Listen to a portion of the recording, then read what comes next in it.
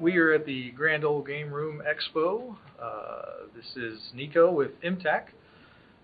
We are both vendors at this year's wonderful pinball arcade event. Nico, you want to tell us a little bit about MTAC? Sure. MTAC is the Middle Tennessee Anime Convention. We are in April. We're April 2020 on the 10th through the 12th. It's going to be our 20th year, so we're really excited about it. Been in Nashville for a really long time. So we're going to be celebrating that at the Sheraton Music City and the Embassy Suites Nashville Airport. Awesome. Mm-hmm. So what's your favorite pinball game? I really like the Star Trek Next Generation game. It's a really fun one that I played when I was a little bit younger. That had I think the handle was the Enterprise or something like that you would shoot the pinball from. I remember playing it at a bar camp more recently, probably like 7 or 8 years ago. So that one was a lot of fun. Are there any? So MTAC is the Middle Tennessee Anime Convention. Mm-hmm. Are there any anime pinball machines? That's a good question. I don't know any off the top of my head. I'm not that big of an aficionado of anime pinball, I guess. There's a lot of anime is typically used in pachinko, which is kind of like pinball. You use metal balls. It's more vertical, but I don't know about a more Western-style pinball machine in an anime theme. I'm sure there is, and the guy who runs the show, Dave, who runs this show, Grand Old Game Room, he probably would know that. I think that's a niche. That is a niche that needs to be filled if it's not already. Yeah. There's also, here at the Grand Old Game Room, there's also retro gaming. There's some Atari, some ColecoVisions, there's a Neo Geo, a 3DO. I know there's some TurboGrafx 16s as well. There's also a VR lounge that has PlayStation VR set up. Is there any? What kind of gaming is there at MTAC? So we have a wide variety of gaming. In terms of digital side, Grand Old Game Room Expo actually provides some of their arcade units. They bring a few arcade cabinets and also occasionally pinball. We also have, similar to here, we have some old school consoles, newer stuff as well, so Xboxes, PlayStations. We do tournaments, so you can do a lot of fighting game tournaments. Smash is constantly one of the popular ones. We also have tabletop. We have board games with an extensive library that people can check out games from, as well as role-playing games, Dungeons & Dragons, Pathfinder, and stuff like that. Awesome. And how can people find you? You can find us at MTAC, that stands for Middle Tennessee Anime Convention, mtac.net. We're also on Facebook, Twitter, Instagram. Look us up online for registration info if you want to check out the event. Again, we're coming up in April. Awesome. Thanks. All right, thank you.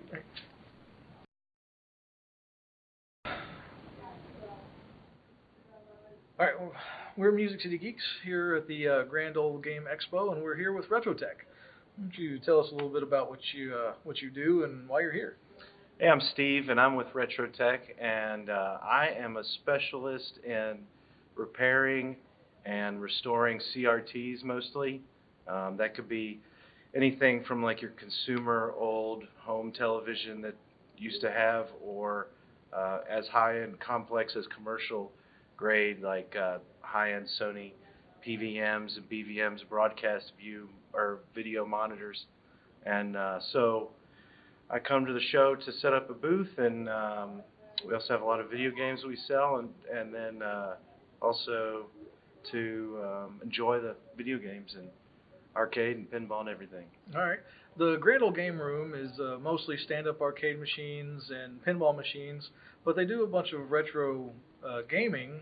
What kind of systems and stuff do you partake in? Like, what's the focus? Well, so like anything that I tend to focus on is going to be, of course, retro. That's anything that puts out analog video. That goes best into, of course, the retro monitors. But my favorite gaming systems have always been the really quirky, weird, early CD systems, like, of course, Sega CD and even 3DO. Those have been just two of my favorites for a long time. I really love the corny, like FMV style, where it's that really choppy early 90s video on a disc, and it was just such a weird time for games. But that's like one of my favorite to always go back and play around in.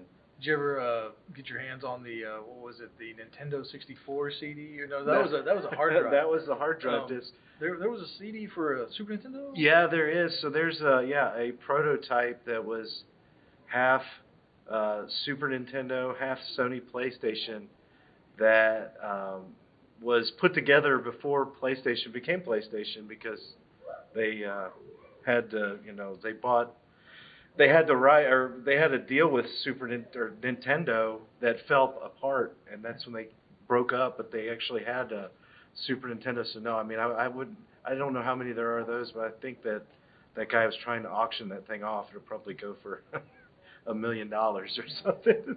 So it's talking about high price things. What would you say the rarest thing that you have that you're trying to hawk? Well, I don't have a lot of too rare things that I'm trying to hawk right now, but I will tell you that, like, if you get into these monitors and CRTs, of course, normal CRTs don't really cost a whole lot of money. You can go find those generally either in like grandma's garage or attic, or on the side of the street, or in the classified ads. But when you get into like the higher end monitors of these are all CRTs still, but they were professionally made for commercial uses only. So they still demand a high dollar in today's economy. So if you got to like the most expensive CRTs going right now, some of those are going to go between $3,000 to $4,000 for a machine that's over 20 years old, and most people don't even know how to service or anything.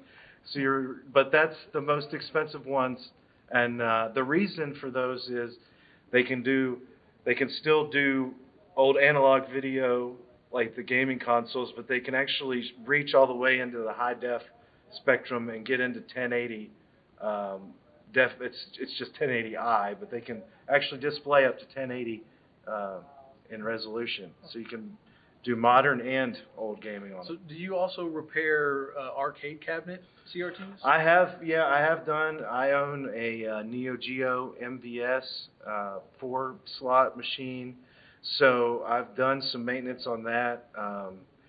I've done a lot of research in arcades, but that's not really been an area that I've had as much opportunity to work in as more of the CRTs, where I've just been kind of like shoved into the CRT game and mostly working on that. But I have worked on them, and there's not a whole, when you're talking about CRTs, it's like the same technology, so it's not, they're all doing the same kind of thing to get a picture at the end of the day. All right. And if somebody wanted to get you to work on some of their stuff, where would they find you? Okay, so I've got an email address, and that's snutt541@gmail.com. Real catchy there. But the best way to find me is on YouTube, and that's just under my channel name, Retro Tech, and it's the same logo. And you just get on there, and I've got plenty of ways to look at. On there I do mostly CRT repair and classes kind of, but I communicate through people through there. But either way, the email and then the YouTube channel is pretty much the biggest avenues I use for communication. All right, cool. Well, thanks for coming out. Thanks, Chris. All right. Gal? John Gale, like the wind. All right. Why don't you tell us a little bit about Nashville Game Developers? Sure. We just created a non-profit in the state of Tennessee, a meetup group for about 10 years, and then this year finally went through the paperwork and everything to be an official non-profit. Nice. So we're still working on tax-exempt status with the IRS, but we're getting there now. All right. And basically, we want to promote game development here in the Middle Tennessee area. And that's any skill set. That's not only just the programming, but also the art and the music and the design and all of that. What would you say? How many members do you currently have, basically? Well, we've got about 1,000 people in our Facebook group, which you can just search for on Facebook by searching Nashville Game Developers. A couple hundred people on our Discord and Meetup.com. So we're out there on the different platforms. And you guys do, is it weekly or bi-weekly meetings? We do a bunch of meetings. So typically we have a work meet once a week at like a coffee shop or something. Depending on the season, that schedule may change. Like November is National Game Design Month, So we're involved in other events a lot this month. But usually every week we'll post on Meetup and Facebook where we're meeting at a coffee shop or someplace. Just bring what you're working on. Everybody's welcome. Once a month we hold our monthly meetups, and there somebody will give a presentation. Or coming up November 25th, 2019, we have a demo day. So if somebody's been working on something and wants to show it off, get some feedback, that's what we're doing.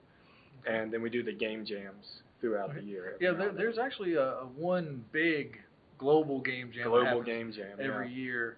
Now it focuses on video games mostly, correct?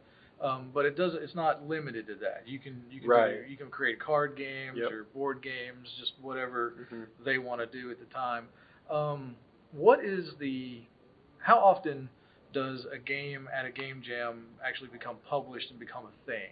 Like, is that a constant thing? It's not a constant thing. It happens, and that's kind of what we want to encourage people to do. Generally speaking, that happens around the world, where an idea that started at a game jam then gets published. Here in Nashville, we'd like to see a lot more of that. Okay. All right.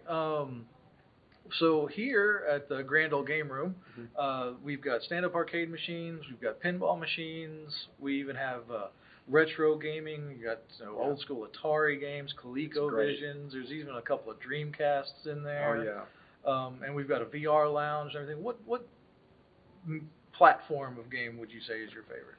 I think as a room, the retro room's my favorite, because you can just get a hold on that history of where we are now. My personal favorite game to come here and play, though, is the Deadpool pinball game. Yeah. Like, that's my favorite. I come every year and play that a bunch of times.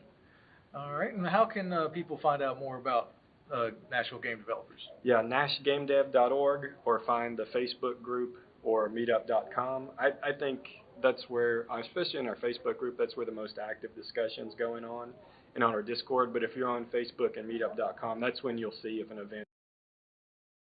We're here with Crystal with Marco. Why don't you tell us a little bit about what Marco does and what you're doing here?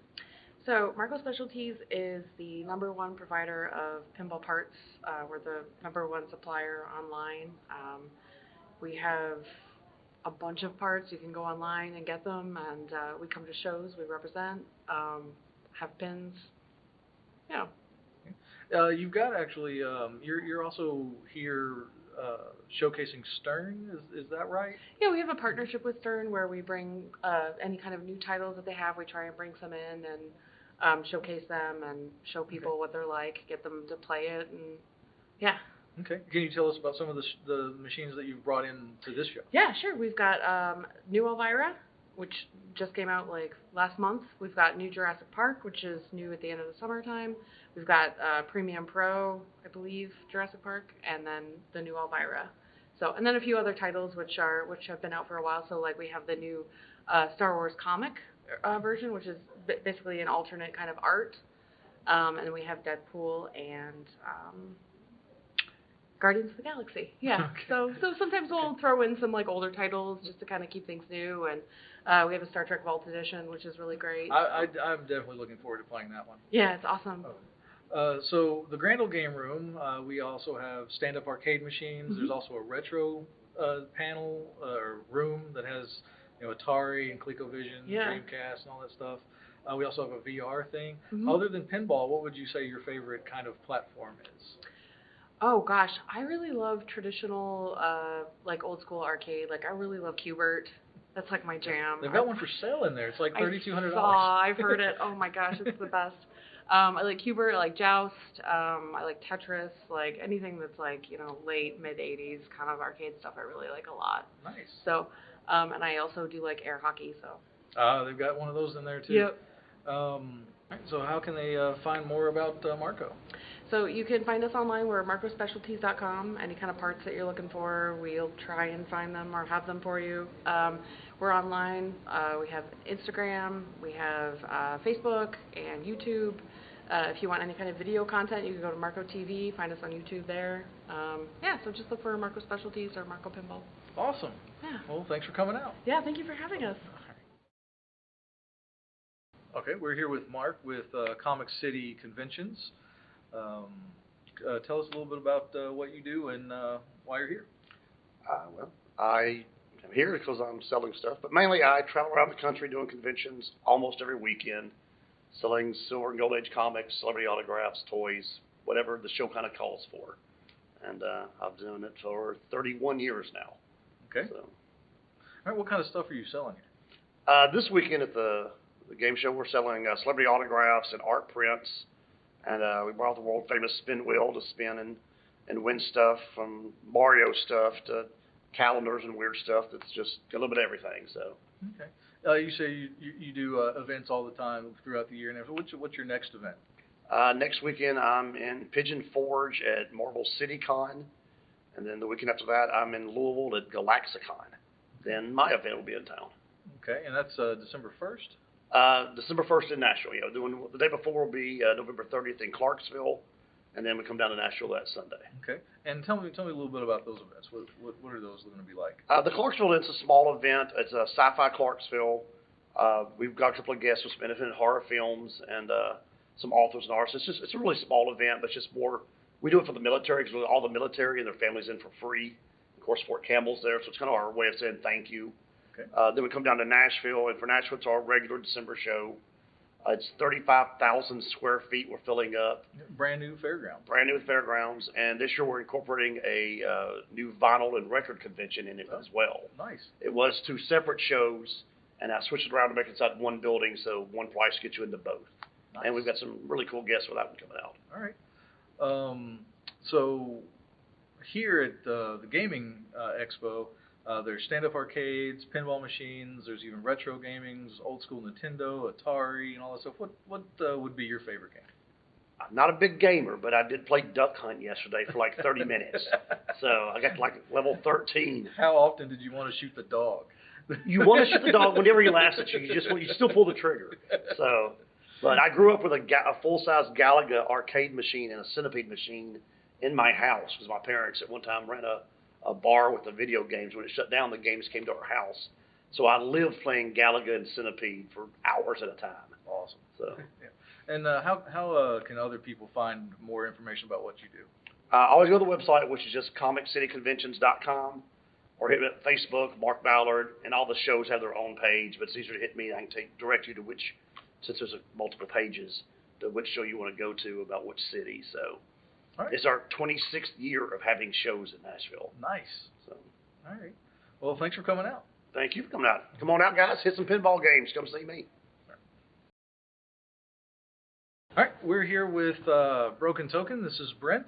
Why don't you tell us a little bit about what Broken Token does and what brings you here? Sure, Chris. So we're actually the Broken Token Classic Arcade and Pinball Podcast, and I'm the co-host of the show along with Whitney Roberts, a gentleman by the name of Whitney Roberts.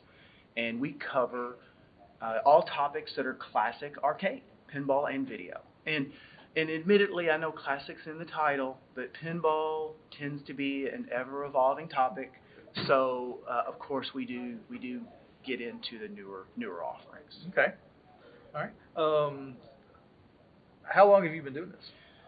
I believe we just crossed right at 5 years. We're pushing 6 at this point. Okay. So it's we actually were talking about that, Whitney and I, not too long ago, and it was surprising to both of us. It doesn't seem like it's been that long, but then again, you could almost at times equate us to an old married couple where it seems like a show is going to end in a fight. It's all good. It's all good nature. Opinionated yeah, people? it's all in good nature. You know, we have a ball doing it. In all honesty, it doesn't feel like it's been 5 years. It's shocking to us. We're having a ball. What's the kind of format of the podcast? Is it more just game review, or do you get into like in depth of like different component types? Okay, so it varies a little bit, but we do have kind of a rough outline. So generally, we're a monthly show, okay? And if we come to an event like this weekend, we're at Grand Ole Gameroom Expo, and we'll hit other events through the year, pardon me. We may do like 2 shows a month, depending on what kind of content we gather, but generally it's a monthly show. We'll come in the show, Whitney and I will kind of just give a little update of what we've kind of had going on, some personal stuff, what we're doing in the game room. And a lot of times that'll even blend into the other segments of the show. The other segments tend to be like reviews of products, so new offerings either in the pinball world or the arcade world. And what we see a lot in the arcade world is restoration pieces, reproduction pieces, whether it's bezels or PCBs or toolkits, all kinds of cool stuff floating around out there if you know where to look. Right. And we try to bring that to folks. And it's surprising how much there is, even for something that doesn't have the modern day production like Stern and Jersey Jack and on the pinball side. Okay. So we'll cover that, and we try to also do kind of a tech topic, not super deep. I admit I can be pretty wordy, as we're seeing now. So we'll cover that, and then we'll also touch on reviews and like reviews of the show and news topics and feedback from listeners and answer questions. One of the things we really try to focus on, time has gotten us as of late, but we try to also focus on individual collector interviews. Okay. So That's nice. we'll do the industry folks, and we'll do some of that here at the show. But we're also, like at the show this weekend here at Grand Ole Gameroom Expo, we're going to have a panel that's just us and collectors. And we're talking about their game rooms and their experiences. And they are the star. Nice. So that's the thing we bring to the table. Awesome. So at the Grand Ole Game Room, we've got pretty much every platform of game that we have except for analog. We've got retro gaming like old school Nintendo and Coleco and all that, all the way up to VR room.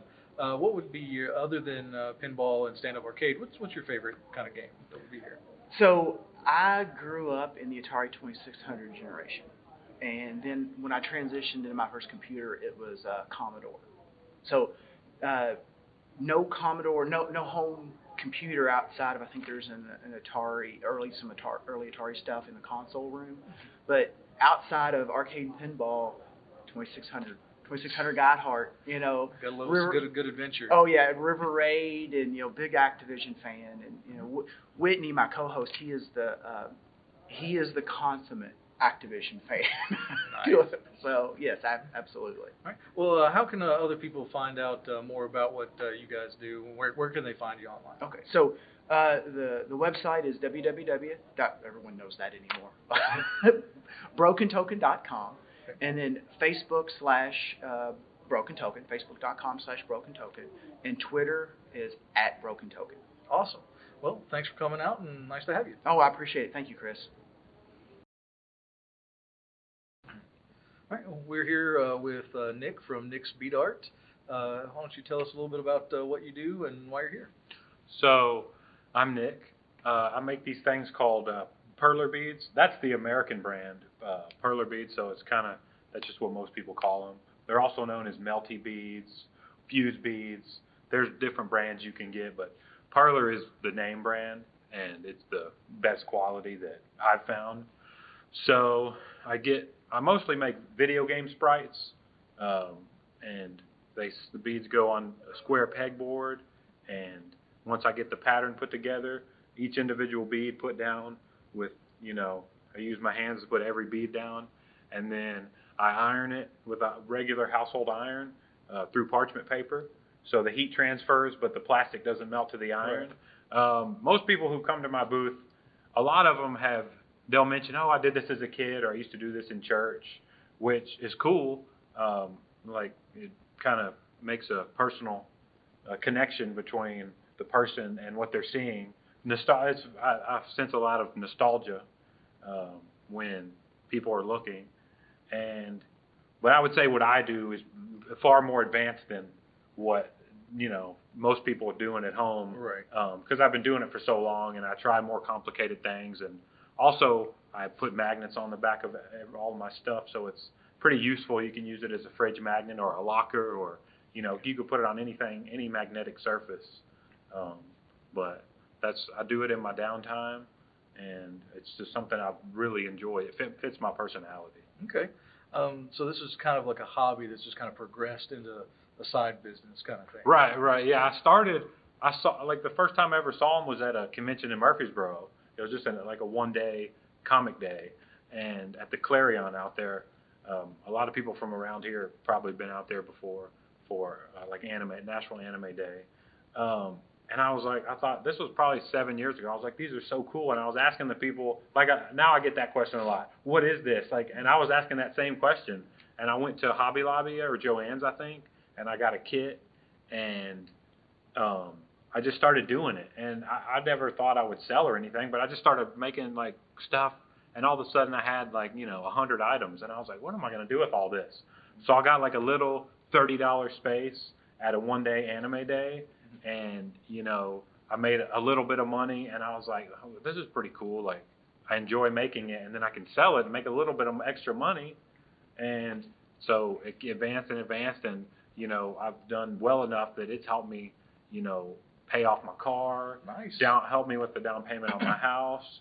So it's just like a nice little, on top of my career, it's a nice little hobby. That's nice. Yeah. It's always nice to get a hobby that generates income. Oh, yeah. The most common thing you probably use in like 8-bit sprite sheets, Right. like original Nintendo's, Genesis type stuff. But when you get into like the larger pieces, that's comes into a cost. It's at some point there's like a balance, because at your booth there are some pretty big items. Right. There is a balance that has to be made between like profitability and material cost and being creative. So I've kind of like streamlined my business, I guess you could say. I still consider it's more of like a hobby / side business. I'm not trying to do anything big. I just do mostly local shows. But there is a definite consideration for, making a piece that maybe has like 40 cents in material cost that I sell for $4, as opposed to something that has a $10 material cost that I can only sell for $50. Because with that $10 in material, I can make a lot of smaller things that people are more likely to buy. Right. And so, but I do like to have bigger stuff. Definitely catches the eye and draws people in. Okay. So I can sell some of that stuff, but mostly I like making the smaller sprites. All right. So here at this convention, you mentioned you do like the anime cons and some other stuff. But so we've got pinball machines and arcade machines and even retro gaming, so regular Nintendo, Super Nintendos, and all that stuff. What would be your favorite game? My favorite game of all time is Earthbound on Super Nintendo. All right. And I always have. I've always had too many Earthbound sprites, because when I first started doing it, I was making stuff that I liked, but then I found out that like maybe not people really don't want to buy stuff that just I like. So I was making all these enemies from Earthbound that you encounter, and all the side characters like the mom and the dog and the dad and Pokey and stuff like that. But I found Ness. Ness is the most popular because he's in Smash. Right. And Lucas too. I'll make Lucas, which is from Mother, I believe the first one, and then Mother 2 is Earthbound. Mother 2 is the Japanese version of Earthbound. I just recently learned about Mother. Yeah. I'd never heard of it until about like a month ago. That's interesting. So how can people find out more about you? Well, I don't have an online store per se, but I do post on Instagram quite a bit. I post my daily creations, and then I post when I'm at a convention. I'll post what my booth looks like. What's your? It's at JNJ Franklin, which is my initials, JNJ Franklin, just all one word. Okay. So that's a pretty simple one. But I only really post my bead stuff on there. So that's a good place if you wanted to just view what I have. And I've had people message me, and a lot of my stuff, when I take a picture of it, it's got the price tag on it. So, it's not necessarily an online store, but if you message me through Instagram, and I can. Is that also the best way to find out like what show you might be at next? Well, not really, because I don't ever really post where I'm going. But if it's a local Nashville show, I'm at the majority of those. Okay. Like MTAC, I do Anime Day, and there's not a ton of big ones around here, but I do this one and those other two. So for the most part, you'll see me. If it's a nice convention around Nashville, I'm most likely doing it. Awesome. Well, we're glad to have you, and thanks for coming out. Oh yeah, thank you.